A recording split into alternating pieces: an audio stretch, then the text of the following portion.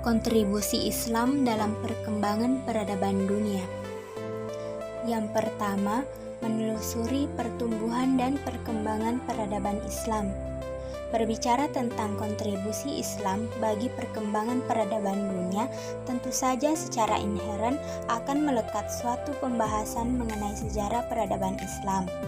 Para pengkaji sejarah Islam biasanya membuat suatu peta sistematis terkait berubah atau berkembangnya peradaban Islam, yaitu mulai dari peradaban Yunani, peradaban Islam, sampai kemudian peradaban Barat. Perkembangan agama Islam sejak 14 abad silam turut mewarnai sejarah peradaban dunia. Bahkan, pesatnya perkembangan Islam ke barat dan timur membuat peradaban Islam dianggap sebagai peradaban yang paling besar pengaruhnya di dunia. Berbagai bukti kemajuan peradaban Islam kala itu dapat dilihat dari beberapa indikator antara lain. Yang pertama, keberadaan perpustakaan Islam dan lembaga-lembaga keilmuan seperti Baitul Hikmah, Masjid Al-Aqsa, Masjid Qarawiyyin, dan sebagainya, yang merupakan pusat para intelektual muslim berkumpul untuk melakukan proses pengkajian dan pengembangan ilmu dan sains. Yang kedua, yaitu peninggalan karya intelektual muslim seperti Ibnu Sina, Ibnu Haytham, Imam Syafi'i, Ar-Razi, Al-Kindi, Ibnu Rashid, Ibnu Khaldun, dan sebagainya. Yang ketiga, yaitu penemuan-penemuan intelektual yang dapat mengubah budaya dan tradisi umat manusia, seperti penemuan kertas, karpet, kalender Islam, penyebutan hari-hari, seni arsitektur, dan tata perkotaan.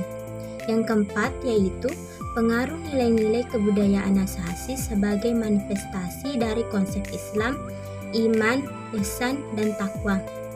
Islam mendorong budaya yang dibangun atas dasar silam atau ketenangan dan kondusivitas, salam atau kedamaian, salama atau keselamatan, sedangkan iman melahirkan budaya yang dilandasi atau rasa aman dan amanah atau tanggung jawab terhadap amanah. Akhirnya, ihsan mendorong budaya hasanah atau keindahan dan husn atau kebaikan.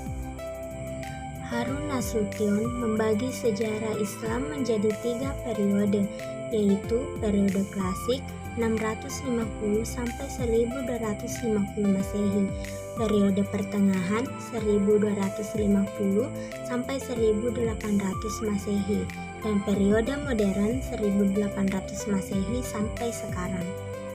Pada masing-masing periode terdapat perbedaan dimensi yang khas yang tampil dalam setiap perkembangannya. 1.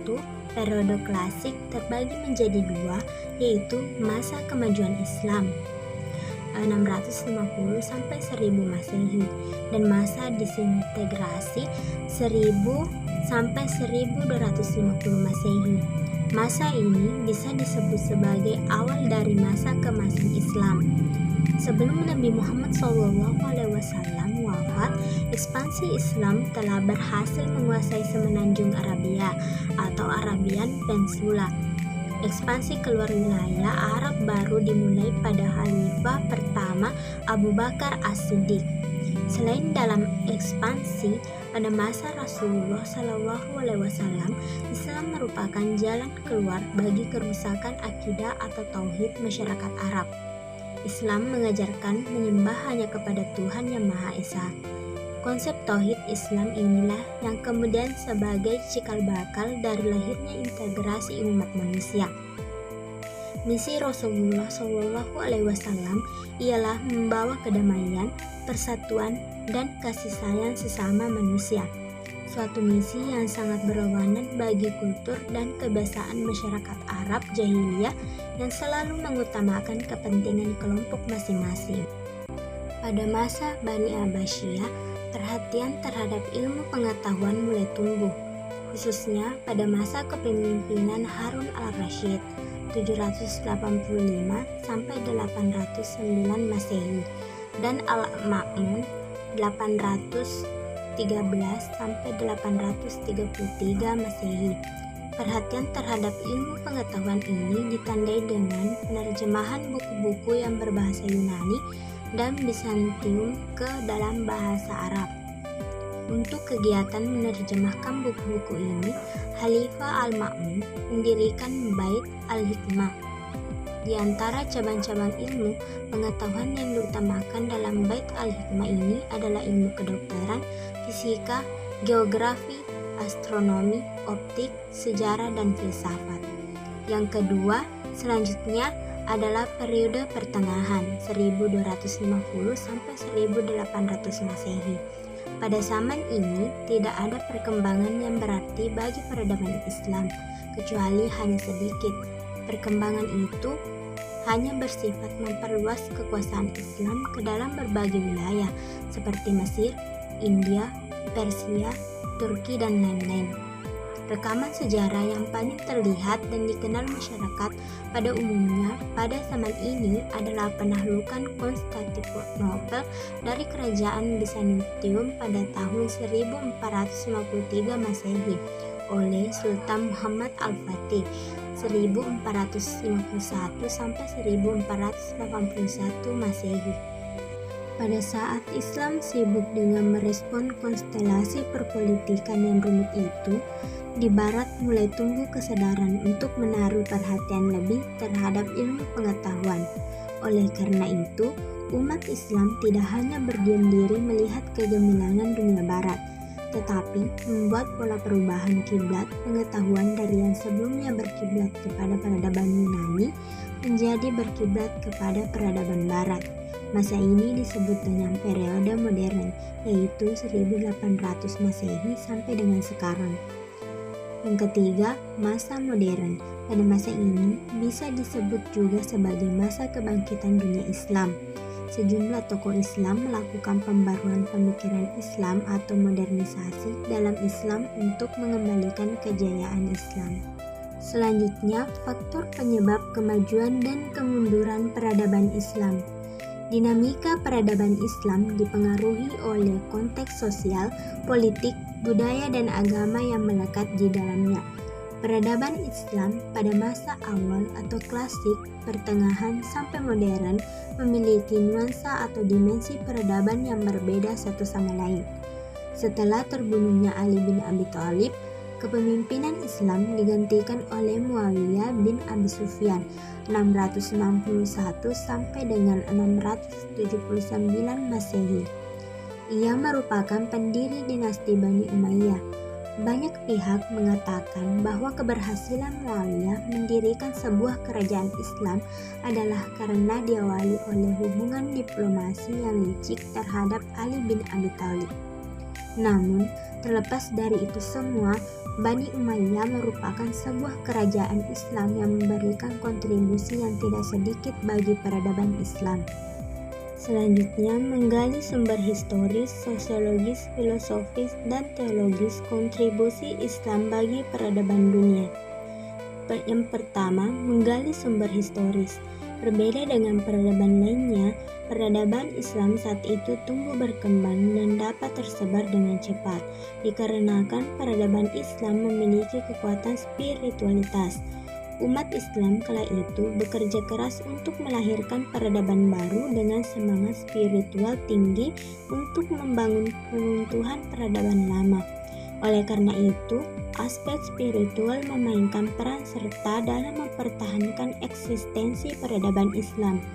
Orientasi kepada spiritualitas pada masa Bani Umayyah telah mendorong penghargaan terhadap pluralitas sehingga beragam aliran pemikiran tumbuh dan berkembang dalam bingkai kedaulatan Islam yang berkembang ruang bagi setiap golongan.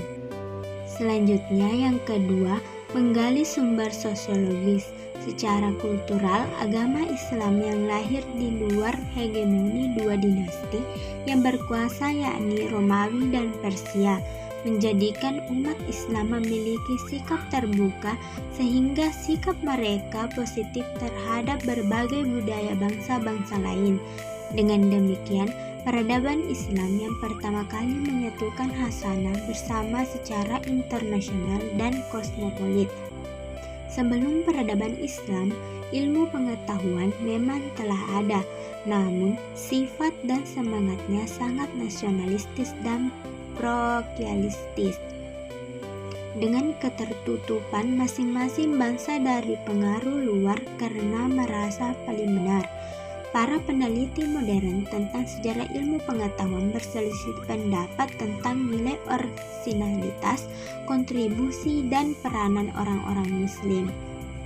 Bertrand Russell, misalnya, cenderung meremehkan tingkat orisinalitas kontribusi Islam di bidang filsafat, namun tetap mengisyaratkan adanya tingkat orisinalitas yang tinggi di bidang matematika dan ilmu. Dalam bidang filsafat, peranan orang-orang Islam meskipun tidak bisa diremehkan, hanyalah dianggap sebagai pemindah atau transmitter dari Yunani kuno ke Eropa Barat. Selanjutnya yang ketiga yaitu menelusuri sumber filosofis dan teologis. Semangat para filsuf dan ilmuwan Islam untuk mengembangkan ilmu pengetahuan tidak lepas dari semangat ajaran Islam yang menganjurkan para pemeluknya belajar segala hal, sebagaimana perintah Allah Subhanahu wa Ta'ala dalam Al-Quran dan hadis Nabi Muhammad SAW. Ini menjadi dasar teologis, yakni dengan melakukan pengkajian yang lebih sistematis akan sumber-sumber ajaran agama Islam dan penghargaan yang lebih baik, namun tetap kritis kepada warisan kultural umat dan pemahaman yang lebih tepat dan tuntunan zaman yang semakin berkembang secara cepat. Secara filosofis, Islam memiliki semangat membangun peradaban yang lebih oleh Muhammad SAW diterjemahkan dalam bentuk masyarakat Madani atau masyarakat Madinah sebagai civil society dalam rasul hidup dan terus membangun kerjasama dengan masyarakat Madinah yang majemuk dan berhasil membentuk common platform atau kalimat pemersatu atau kalimat sawah. Selanjutnya membangun argumen tentang kontribusi Islam bagi peradaban dunia. Optimalisasi potensi akal merupakan salah satu kata kunci yang memungkinkan Islam memberikan kontribusinya bagi peradaban dunia. Tuhan telah menganugerahi manusia dengan potensi akal dan hati atau kalbu. Kedua potensi itu bisa dimiliki oleh seseorang dalam kadar yang seimbang, namun dapat pula salah satu potensi lebih berkembang daripada lainnya. Orang yang sangat berkembang potensi akalnya sangat senang menggunakan akalnya itu untuk memecahkan sesuatu. Orang demikian ini lebih senang melakukan olah rasio daripada olah rasa dalam pencarian kebenaran sejati dan sangat berbakat menjadi pemikir atau filosof. Sementara itu, orang yang sangat berkembang potensi hati dan kalbunya sangat senang mengeksplorasi perasaannya untuk memecahkan suatu masalah. Orang demikian ini amat suka melakukan olah rasa daripada olah rasio untuk menemukan kebenaran sejati dan sangat berbakat menjadi seniman atau ahli tasawuf.